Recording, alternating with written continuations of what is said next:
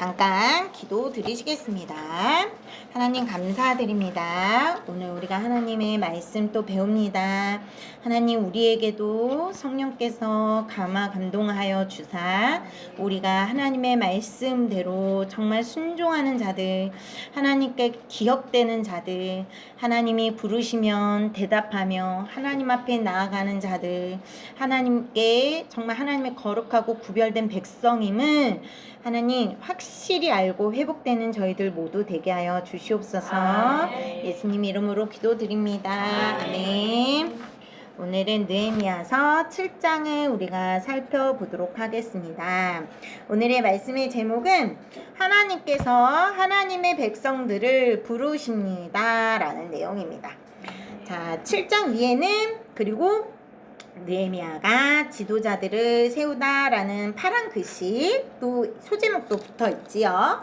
그리고 소제목이 포로에서 돌아온 사람들이라는 내용으로 여러 사람들의 이름이 쭉쭉쭉쭉 적혀 있고 뭐 누구 자손이 몇 명, 누구 자손이 몇 명 이렇게 기록이 되어 있습니다. 자, 느헤미야가 7장에서 1절에 보시면 드디어 문짝을 달았다고 나옵니다. 문짝을 달았다는 건 이제 성벽 재건이 모두 완성이 되었다는 뜻입니다. 그런데 문제가 있습니다.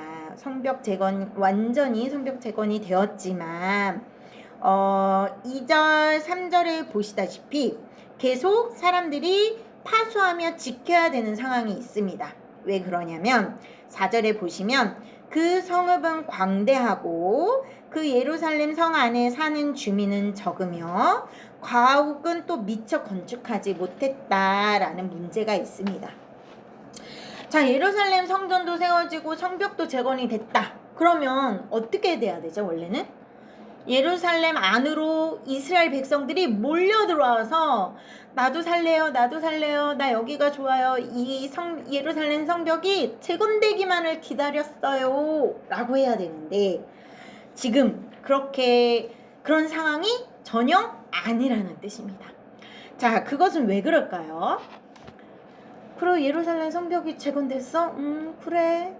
바로 이런 상황입니다. 그래, 재건됐지. 그래도 지금 내가 터잡고 살고 있는 이 어느 지방이든 어떤 지역, 그 모든 터를 버리고 떠나 예루살렘으로 굳이 가야 될 이유를 모르는 이스라엘 백성들의 영적 상태를 의미합니다. 자, 그렇기 때문에 느헤미야는 이것을 놓고 또 기도했을 것입니다. 예루살렘 성벽은 멋있게, 물론 멋있진 않을지 모르지만 어쨌든 재건은 했습니다. 재건은 했는데 외형은 다 완성을 했지만 이것만으로 이스라엘 공동체의 정말 정신은 되살릴 수가 없었다라는 현실입니다. 자, 그래서 느헤미야는 이스라엘 공동체를 세워야 된다라는 것을 알았습니다. 그것이 더 중요한 과제라는 것을 알았습니다. 우리랑 똑같아요. 교회는 번듯하게 지어요. 요즘 현대교회가 많이 그러죠? 교회는 번듯하게 지어요. 그렇지만 진짜 하나님의 백성으로 복음을 위해 목숨을 걸고 치열한 삶을 사는 사람은 적어요. 바로 이 모습입니다. 예루살렘 성전과 성벽은 재건이 됐지만 목숨을 걸고 나는 하나님의 백성이야, 나는 하나님의 언약된 자야 라고 목숨을 걸고 자신이 일궈온 터전을 다 버리고 예루살렘으로 오려는 사람이 별로 없었다라는 현실입니다. 자, 그렇다면 느헤미야가 어떻게 이 이스라엘의 공동체를 세워갔을까? 우린 살펴보려고 합니다. 먼저는 느헤미야는 역시나 하나님 앞에 무릎 꿇고 기도했었던 것 같습니다. 자, 5절에 보시면 내 하나님이 내 마음을 감동하사라고 기록이 되어 있습니다. 자, 여러분은 어떨 때 하나님께서 감동을 주시나요? 은혜를 부어주시나요? 그냥 밥 먹다가 은혜 주시나요? 아니면 그냥 집에서 뭐 내 할 일 하고 TV 보고 하다가 은혜를 주시나요? 네. 하나님이 첫 번째 은혜 부어주시는 자리는 예배의 자리입니다. 기도하는 자리입니다. 말씀을 읽는 자리입니다. 느헤미야는 여전히 하나님 앞에 이 문제를 가지고 예배를 드렸고 말씀을 읽었고 기도를 드렸다는 것입니다. 그러할 때 하나님께서 마음에 감동을 주사 어떻게 이 문제를 이 문제를 해결해 가야 될지 하나님께서 그 지혜를 주셨다는 것을 우리가 5절을 통해 알 수가 있습니다. 자, 그래서 느헤미야는 하나님이 그 마음을 감동을 주사 하나님이 주신 지혜로 귀족들과 민장들과 백성들을 다 모았습니다. 그리고 그 계보대로 등록을 하게 했습니다. 이게 무슨 뜻이냐면 너는 한정은 너는 누구 아버지는 누구 할아버지는 누구 너는 누구 자녀야 이런 식으로 그 계보를 다 등록하게 했다는 뜻입니다.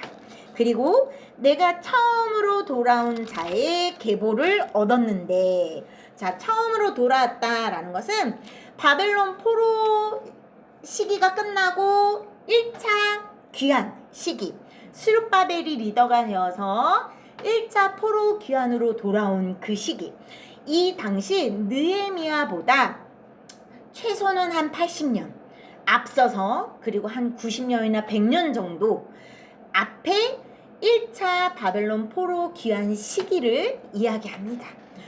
벌써 한 세대, 두 세대나 지난 시기죠. 그런데 그때 처음 돌아왔던 사람들의 계보의 명단, 기록, 그 족보를 보게 되었다는 것입니다. 자, 여러분, 성경에서 이 사람의 족보의 기록이 의미하는 바가 아주 큽니다. 마태복음도 첫 장 1장을 탁 열면 족보가 계속 나옵니다. 그래서 많은 사람들이 마태복음 1장 읽다가 성경을 덮었다는 예가 되게 많죠. 자, 그렇듯 성경에서 나오는 이 족보의 의미는 어떤 의미냐면 인간의 역사이지만 그 인간의 역사를 뛰어넘어 주관하시는 분이 바로 하나님이시다라는 뜻이 있습니다. 그리고 그 족보에 기록됐다라는 것은 하나님이 기억하신다라는 의미가 있습니다.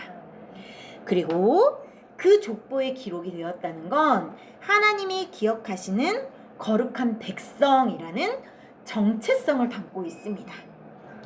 그리고 또 하나님께서 이렇게 족보에 기록하신 대로 그 1세대부터 하나님이 약속하신 것은 족보의 끝세대까지 하나님께서 반드시 이루신다라는 뜻이 담겨 있습니다. 그것을 느헤미야가 보았다는 것입니다. 자, 그래서 느헤미야가 이것을 보고 자 5절부터 7절까지 백성들 앞에서 이것을 봉독을 하고 읽습니다. 그래서 7절에 보시면 수룹바벨서부터 여러 이제 이름이 계속 나열되는 것을 볼 수 있습니다. 자, 이 과정을 통해 느헤미야는 하나님의 말씀, 하나님이 약속하신 이 족보에 기록된 이들의 이름을 부르며 너희는 기억해. 하나님의 족보에 기록된 사람들이야 라고 그것을 이렇게 의미하는 이 일을 했다는 것입니다.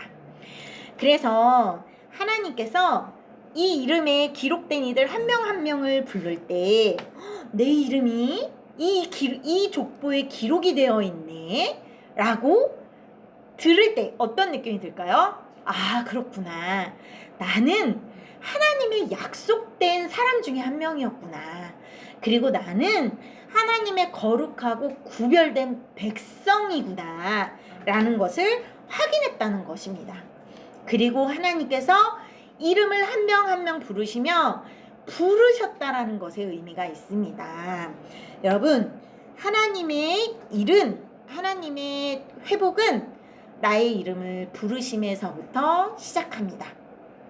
우리 교회 공동체 구성원 이름을 한 명 한 명 하나님이 부르심에서부터 회복은 시작이 됩니다. 여러분, 이것은 하나님이 불러주시지 않으면 어느 누구도 하나님 앞에 나올 수 없다라는 것을 의미합니다.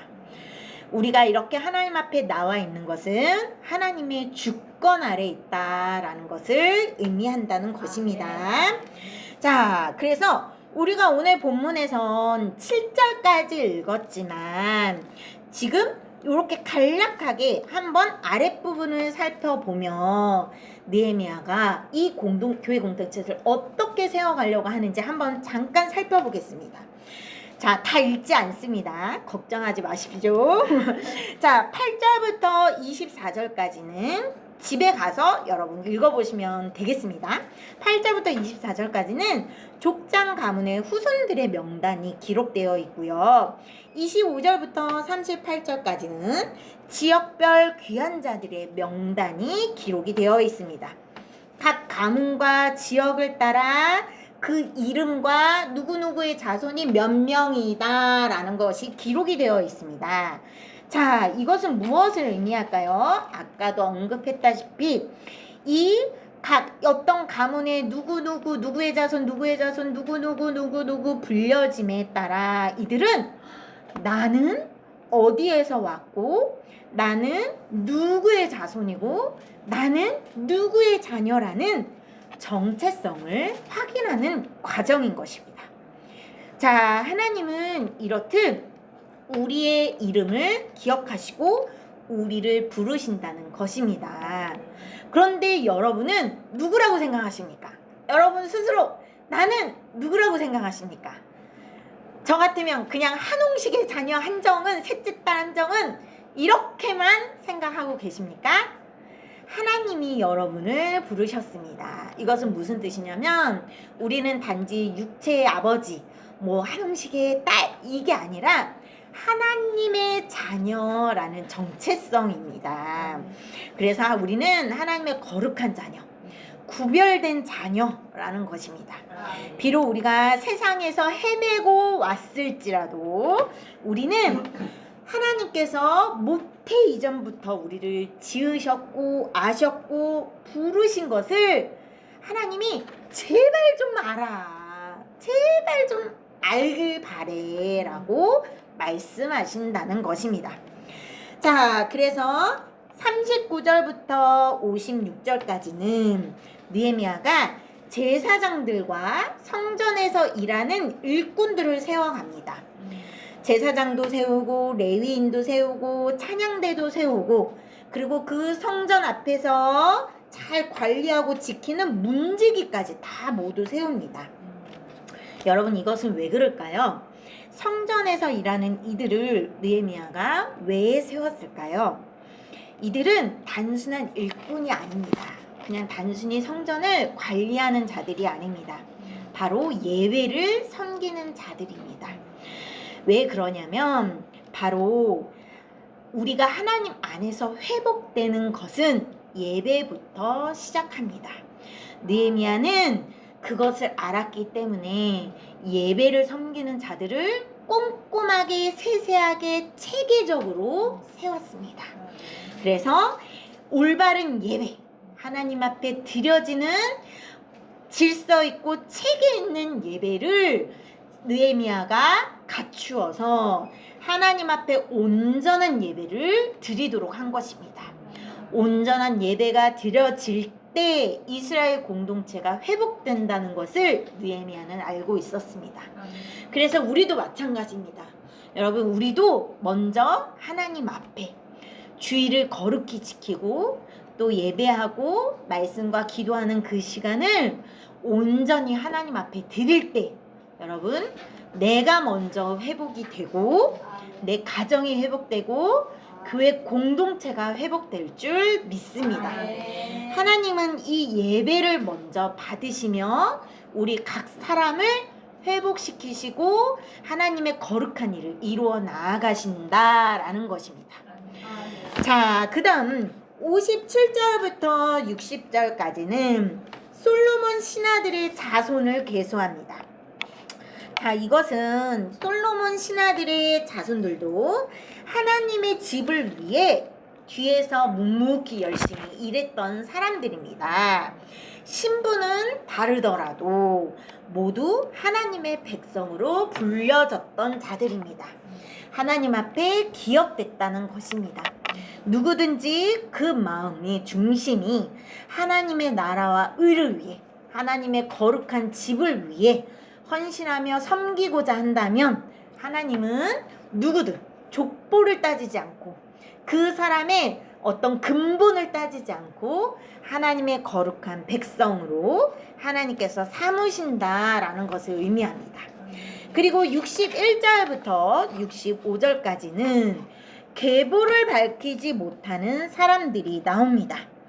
자, 의외로 이들은 이스라엘 사람들 중에 있지만 진짜 이스라엘 사람인지 아닌지, 이스라엘에 속하였는지 증거할 수 없다라고 기록이 되어 있습니다. 자, 심지어 제사장 자손, 제사장이라고 현재 제사장이라고 함에도 불구하고 그 족보를 따지고 보니 누구의 자손인지 알 수 없다라는 이들이 나옵니다. 여러분, 이것은 그래서 이들이 그 누구 자손으로 증명이 되지 않았기 때문에 이들은 그 예배를 드리는 임무, 제사장의 임무에서 배제가 됩니다. 여러분, 이것은 무엇을 의미하는지 아십니까? 교회 안에 있다고 다 하나님의 자녀가 아니라는 것을 얘기합니다. 교회 안에 열심히 교회 생활, 종교 생활을 한다고 해서 다 하나님의 자녀가 아니라는 것입니다. 그 정체성이 하나님의 거룩한 백성이 아니라는 것을 의미합니다. 자, 그것은 스스로가 압니다. 우리가 조금 전에는 솔로몬의 신하들은 어떻다고 했죠? 이스라엘 그 중에 어떤 이들은 이스라엘 백성이 아닐지라도 그 마음의 중심이 하나님 앞에 있어 이스라엘 공동체를 섬기고 헌신했던 자들은 하나님의 자녀들로, 하나님의 백성으로 인정을 받았습니다. 그런데 지금 계보에 밝히지 못하는 이들은 제사장 현직을 함에도 불구하고 인정을 받지 못했다는 것은 무엇을 의미합니까? 그 마음의 중심이 하나님께 있지 않다는 것을 의미합니다. 자, 성경에서 이렇게 느헤미야를 통해 기록되므로 그 마음의 중심이 하나님의 자녀로서의 본분이 아니라면 하나님 나라에 들어갈 수 없다라는 것을 나타내는 것입니다. 이러므로 교회 공동체 안에 하나님 나라의 거룩한 백성으로서 우리가 중요한 것은 각 사람이 그 마음의 중심이 하나님의 자녀임을 확실히 정말 인치심을 받아야 된다라는 것입니다. 그래서 우리가 하나님 자녀로서 교회 공동체 안에서 정체성을 가지고 교회의 질서를 이루어 나아가며 교회 공동체를 위해 헌신하고 섬기는 모습으로 하나님께 영광 올려드릴 수 있어야 된다는 것을 의미합니다. 자, 66절부터 73절까지는 전체 귀한 자수, 노예는 남자 몇 명, 여자는 몇 명, 찬양하는 사람은 몇 명, 누구 하고 쭉 나열이 됩니다. 그리고 예물도 드려집니다. 하나님 앞에 느헤미야뿐만 아니라 어떤 족장들과 지도자들이 뭐 금은 얼마, 모는 얼마, 뭐 옷은 얼마, 의복은 뭐 하면서 하나님 앞에 헌신한 그 예물들이 기록된 것을 우리가 볼 수 있습니다. 느헤미야와 지도자들은 스스로 먼저 솔선수범하여 하나님 앞에 그 시간도 재물도 재능도 모두 하나님 앞에 드림으로써 공동체의 성도들의 헌신을 이끌어낸다라는 뜻입니다. 자, 그래서 이 결과 백성들은 어떻게 됐을까요? 이 느헤미야의 이렇게 공동체, 교회 공동체의 정신을 세워가는 과정을 통해 예배가 회복이 되었습니다.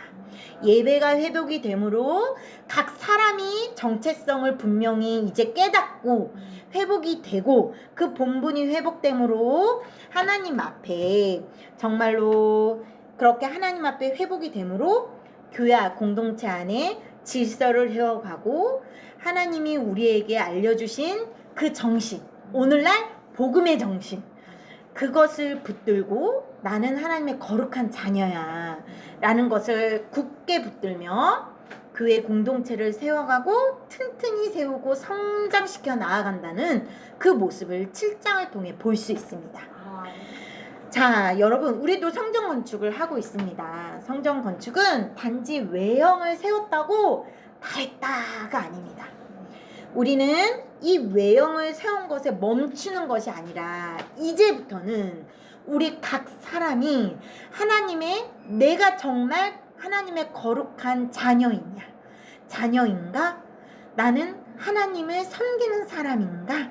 나는 정말 예수님을 믿고 그 예수님을 붙들고 따르는 사람인가를 확인하는 것이 중요하다는 것입니다.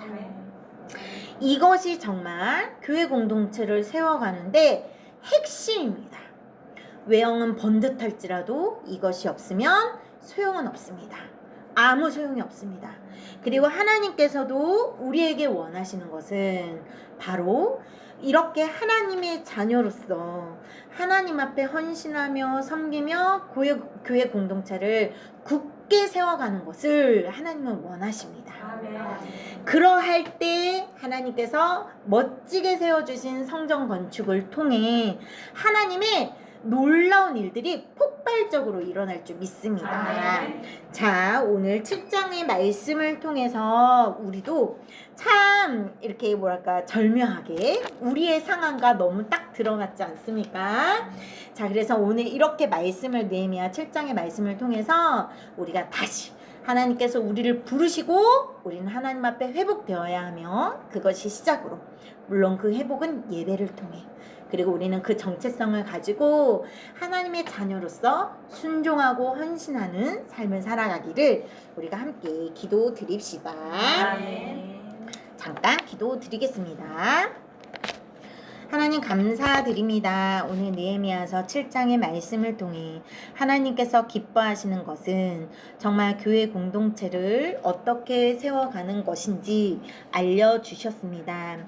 우리가 하나님의 자녀이고 우리는 하나님의 구별되고 거룩한 자녀로서 하나님께서 기뻐하시는 그 일에 우리의 재능과 우리의 시간과 우리의 물질과 우리의 모든 것이 섬김과 헌신으로 드려져 교회 공동체를 세워나가고 하나님의 나라와 의를 위하여 열심으로 심고 하나님이 기뻐하시는 그 일에 순종하는 것입니다. 사랑하는 우리 456교회 성도들 모두가 이렇게 한마음 한뜻 될 수 있도록 각각 하나님 만나 주시옵고 하나님께서 부르셨음을 확신하게 하여 주시옵고 하나님의 구원받은 백성임을 붙들고 모두가 섬김과 헌신으로 순종하며 이 456교회 세워갈 수 있도록 주님 도와주시옵소서. 예수님 이름으로 기도드립니다. 아멘.